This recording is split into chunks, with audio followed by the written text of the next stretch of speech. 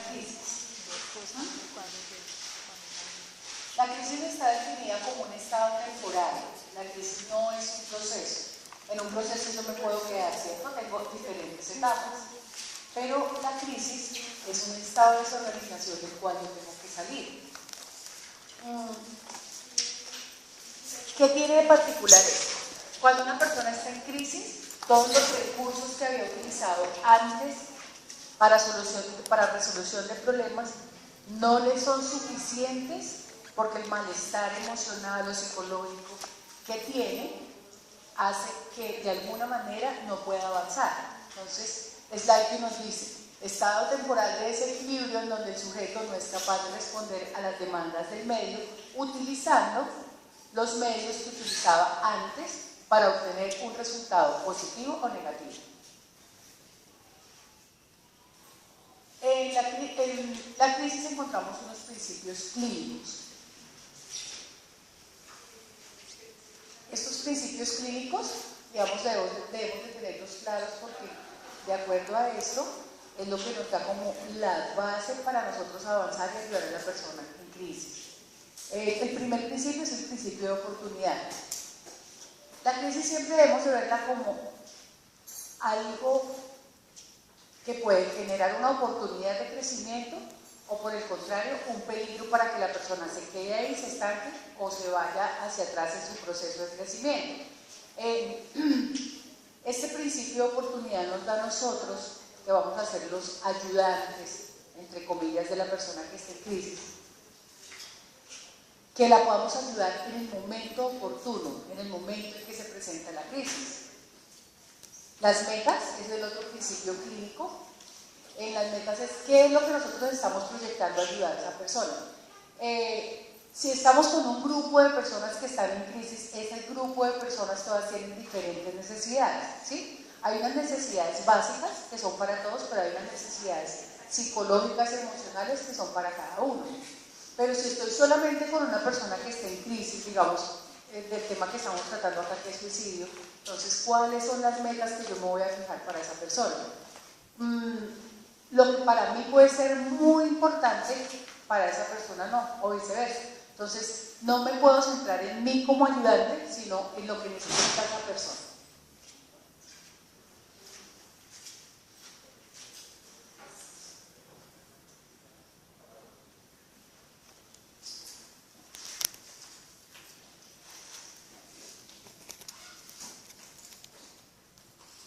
El otro principio clínico son las variables, la valoración, perdón. ¿Qué serían las variables que debemos de evaluar? Están dentro de la persona que está en crisis, dentro de su situación. Las variables mantenedoras, las variables que perpetúan la crisis como tal. Entonces, ¿qué hacemos nosotros acá? Nosotros acá miramos cuáles son los factores protectores y los factores de riesgo. Y de esta manera, lo que buscamos es que los factores protectores podamos elevar el potencial y los factores de riesgo los podamos disminuir.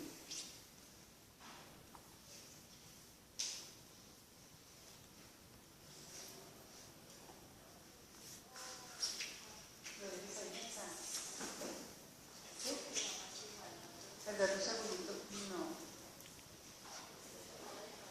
Pero yo creo que lo quitó Manuel porque no están ahí.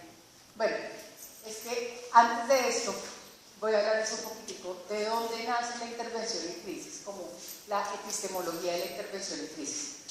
En 1942 hubo un incendio en Boston, en Estados Unidos, donde murieron 493 personas.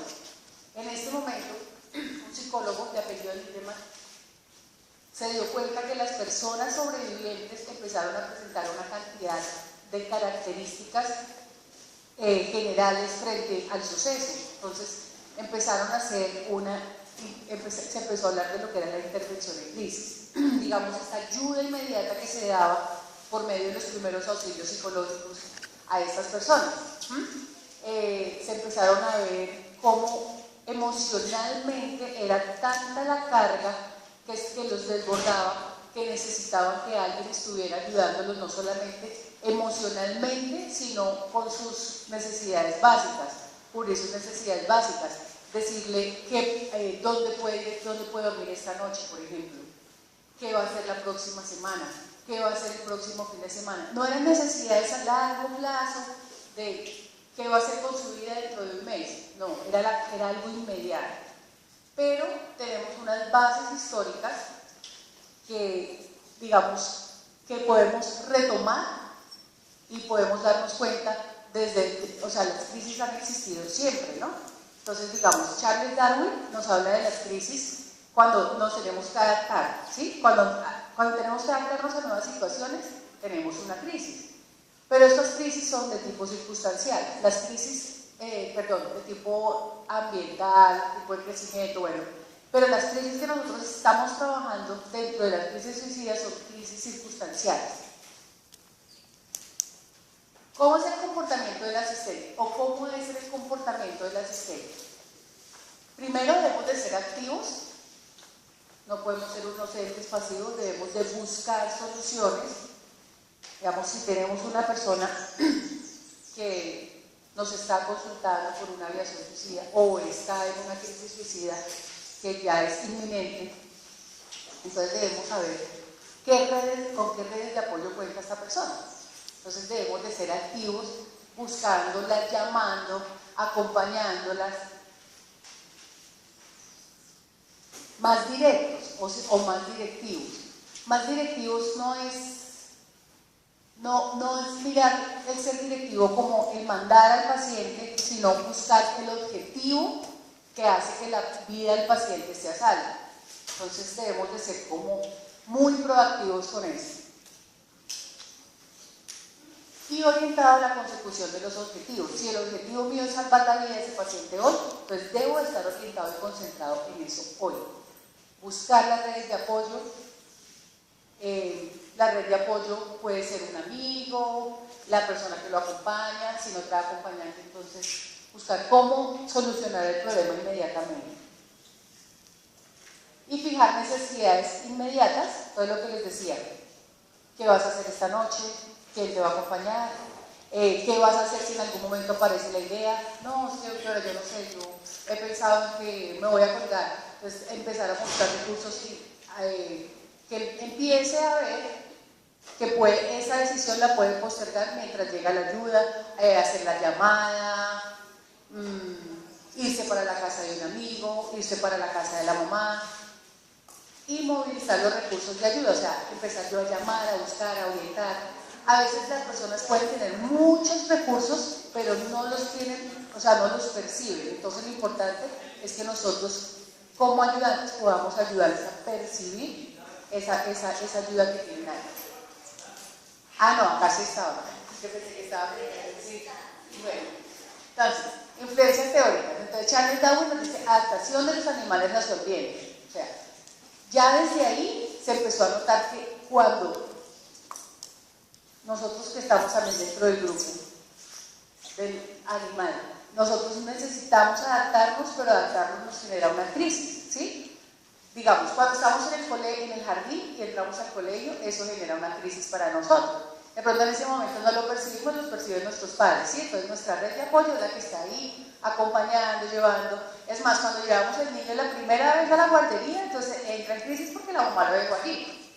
Bueno, la otra influencia es la teoría psicológica, entonces nos habla de la realización y desarrollo del ser humano, cómo nosotros estamos motivados y estamos impulsados a hacer algo. Y Erikson nos habla del desarrollo del ciclo vital, entonces la teoría del desarrollo psicosocial, ¿sí? Nos habla de unas etapas que vamos pasando a lo largo del ciclo vital que nos generan crisis y que si no las resolvemos adecuadamente, si esto lo sumamos a algún factor ambiental, pues nos puede generar una crisis suicida, por ejemplo. Entonces, recordemos los grupos de mayor riesgo de suicidio son los adolescentes y los adultos mayores, ¿verdad? Entonces, recuerdan, bueno, los que conocen la teoría, que en la última etapa está esa crisis de ¿qué hice yo? Reevaluar qué hice, que ya no tengo tiempo de hacer y que esto me puede generar ganas de morirme, por ejemplo. Y estudios empíricos también nos respaldan, tiene una influencia histórica teórica, y nos dice que el estrés vital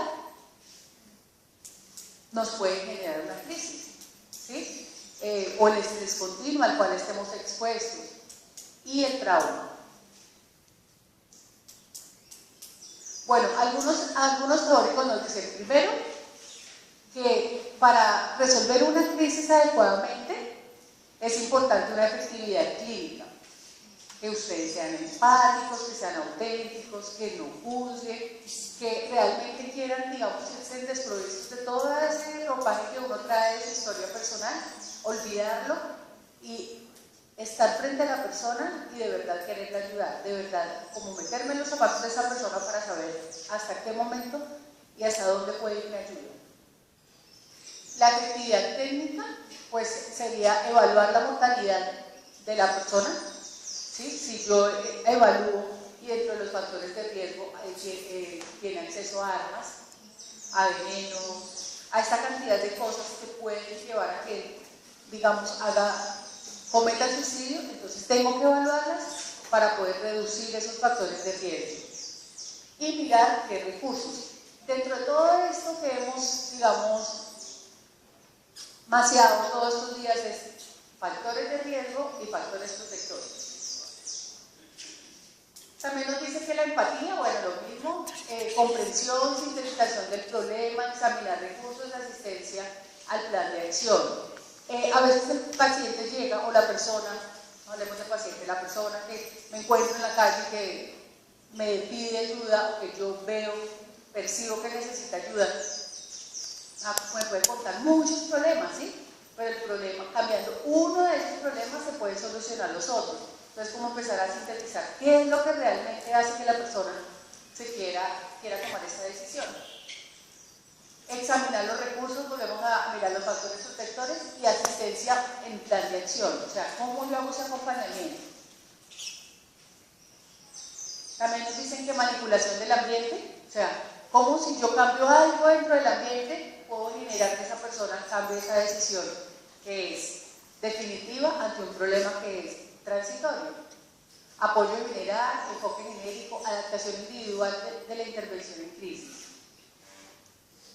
También debemos de tener en cuenta el establecimiento de la comunicación, la percepción correcta de la situación. Dentro de todo este abordaje que hacemos al fenómeno del suicidio, encontramos que muchas veces la situación no es tan grave, sino lo grave es la percepción que tiene la persona, o sea, sus estilos cognitivos frente a lo que está viviendo. Manejo de sentimientos y emociones de un modo abierto. Entonces, digamos, para ustedes debe ser muy importante que aprendan a manejar, no solamente ayudar al paciente, sino que ustedes también aprendan a manejar sus propias emociones frente a lo que el paciente les está comunicando, ¿sí? No es fácil las primeras veces que alguien le dice a uno me quiero suicidar, porque pues la reacción inmediata es uno como, me alejo porque si se suicida pues me puedo sentir culpable o de pronto hago una intervención que no sea la adecuada y lo que hago es precipitar la decisión que ha tomado el paciente. Lograr la homeostasis del paciente. A ver, cuando la persona está en una crisis suicida, cuando está, digamos, en una desorganización emocional, su homeostasis no está bien regular, no solamente a nivel emocional, sino a nivel fisiológico. Entonces, digamos, con técnicas tan sencillas como respirar de esta manera, digamos la palabra cálmate, no tanto porque a veces cuando uno está alterado no le gusta que le digan calma, ¿cierto? Solo acelera uno un poquitico más. Entonces, mira, respirar de esta manera, vamos a mirar a ver qué solución hay, ¿sí? Cosas que son simples, pero que son dichas en el momento oportuno, pueden salvarle la vida a la persona. Lograr el dominio cognitivo, o sea, lograr que ya cuando estemos haciendo la terapia de crisis y evaluemos cómo son esos estilos cognitivos de ese paciente, que hemos visto que dentro de las personas que tienen ideación suicida, los estilos cognitivos y las distorsiones cognitivas que se presentan, pues son como muy específicas, o sea, son como muy generalizadas para este tipo de personas. Entonces, mirar cuál es el estilo cognitivo, mirar cómo empezamos de alguna manera a hacer toda esa reestructuración cognitiva y realizar cambios conductuales. Por ejemplo, si hay una persona que tiene depresión, dentro de los cambios conductuales, dentro de las técnicas en los cambios conductuales, activación conductual, por ejemplo. Entonces, ¿qué hacía la persona antes? No, que salía, que miraba, pero ahorita no le ganas, entonces, como esa tarea empieza a salir, si te sientes mal o te da presa o te sientes que no tienes, estás devastado, por lo menos intenta pararte, bañarte, ir a dar una vuelta y volver, que no sea tan larga. Entonces, toda esa activación conductual y todo ese cambio conductual, entonces va a generar en el paciente un cambio a largo plazo de todo lo que está viviendo. Bueno, este otro autor nos habla lo mismo: empatía, afirmación, facilitación, control. Él nos habla de niveles de crisis. Hay un nivel catastrófico o crítico o para el desarrollo. Entonces, volvamos a tener en cuenta. Hay dos tipos de crisis: las crisis vitales y las crisis circunstanciales. Digamos, con las que más se pueden conectar las crisis suicidas es con las crisis circunstanciales. ¿Sí? Una circunstancia en la vida es algo que yo no espero: un accidente de tránsito, una separación, la muerte de un ser querido, una pérdida de trabajo, una pérdida laboral, una pérdida física. Bueno, existe un modelo para la intervención en crisis. ¿Por cuánto tiempo se hace la intervención en crisis? La intervención en primera instancia, que es los primeros auxilios psicológicos, que la doctora Florelisa ahora nos va a ahondar un poquito con esto, se hace de minutos a horas. O sea, yo no puedo, si tengo una persona que necesita o requiere una ayuda inmediata, esperar y citarlo, decir, no, mira, si yo tengo que ir a hacer una vuelta, veámonos más tarde. No, es en el momento, in situ, ahí, donde está. ¿Quién nos puede ayudar con eso? Cualquier persona, pero cualquier persona que esté capacitada para eso. ¿Por cuánto tiempo? Pues como les digo, de minutos a horas. ¿Quién lo puede hacer? Protectores de vanguardia, el clero, psicólogos, también pueden, digamos, todas las personas especializadas en la salud mental lo pueden hacer. Ustedes están deben estar capacitados para eso. Pero un profesor, un trabajador social, el orientador, si está capacitado. O sea, los primeros auxilios psicológicos no son específicos de nadie, es de una persona que quiera ayudar y que tenga la capacidad de ayudar. ¿En dónde? Ambientes comunitarios, o sea, no tiene que ser en el consultorio, lo puedo hacer en cualquier parte, en la cafetería. ¿Sí? Yo no estoy haciendo una consulta psicológica cuando doy los primeros auxilios psicológicos, simplemente estoy prestando una ayuda. ¿Cuáles son las metas? Restablecer la homeostasis. La meta de los primeros auxilios psicológicos es restablecer la homeostasis. Que podamos, esa desorganización inicial, podamos darle como un manejo y que la persona pueda percibir de alguna manera que tiene control sobre sus acciones. La intervención en segunda instancia, que sería la terapia para crisis, esta sí dura de semanas a meses. Digamos, está determinado que la crisis debe durar de 4 a 6 semanas. O sea, allí ya debe haber una resolución de la crisis, positiva o negativa. Pero ya a las 6 semanas ya no hablo de crisis. Ya, si esto persiste, ya hablo de un trastorno. Puede ser un trastorno de estrés postraumático. ¿Qué pasa acá? Lo que yo quiero y mi meta principal cuando yo doy los primeros auxilios psicológicos o la intervención en crisis es evitar que se cronifique el problema y aparezca un trastorno. ¿Esta quién la puede dar? Entonces, psicoterapeutas y orientadores, digamos, ya esta es un poquitico más especializada. ¿En dónde? Ambientes de terapia, de orientación. Y las metas son los principios de terapia de crisis, que fueron los principios clínicos de los que les hablé: valoración, metas y principio de oportunidad. ¿Qué pasó?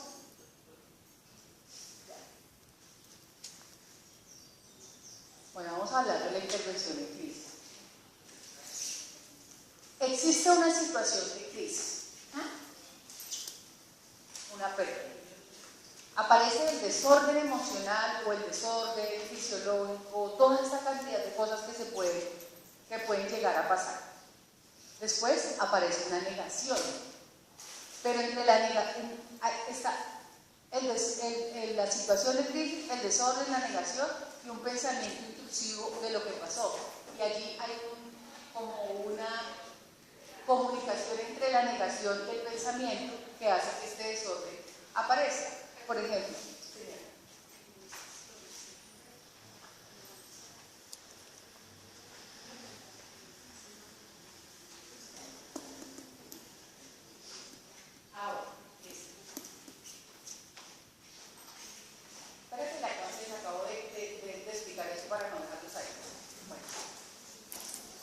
vamos, les voy a explicar cómo funciona. ¡Ay, Dios!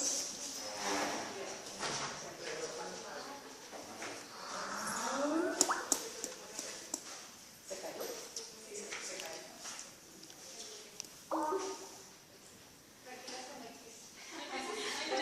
Niños, por favor, apliquen lo que estamos aprendiendo.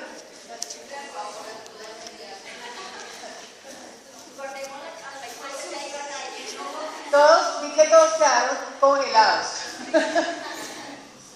Bueno, ya vamos a hacer una comunicación con nuestros compañeros por Skype, que están en el final, y pueden hablar un poquitico de crisis.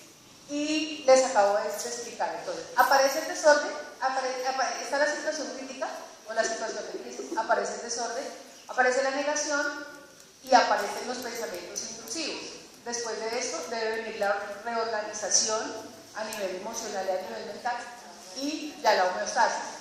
Pero ¿qué pasa? A veces uno, no sé, tiene alguien que aprendió y se ha querido y está súper tranquilo y le dice, uy, no, pues está muy tranquilo, ¿no? Esa tranquilidad es como que lo asusta a uno, ¿sí? Pero fíjese que no está en crisis, sino que está haciendo una negación y su mente, digamos, está escapando, organizando las cosas, está pendiente del familiar, de la familia que quedó, pero en algún momento esa crisis va a aflorar. Entonces, no, digamos, nosotros como ayudantes o como personas que estamos ahí, que en algún momento, no sé, trabajan en una funeraria debería estar un experto en intervención de crisis. Entonces, no dejar, o sea, no nos confiemos de lo que estamos percibiendo como tal, que porque la persona nos está arrancando allá en la vestidura no está en crisis, no, puede estar en una crisis. Entonces, vamos a hacer la comunicación ya, Olga. Vamos a hacer la comunicación.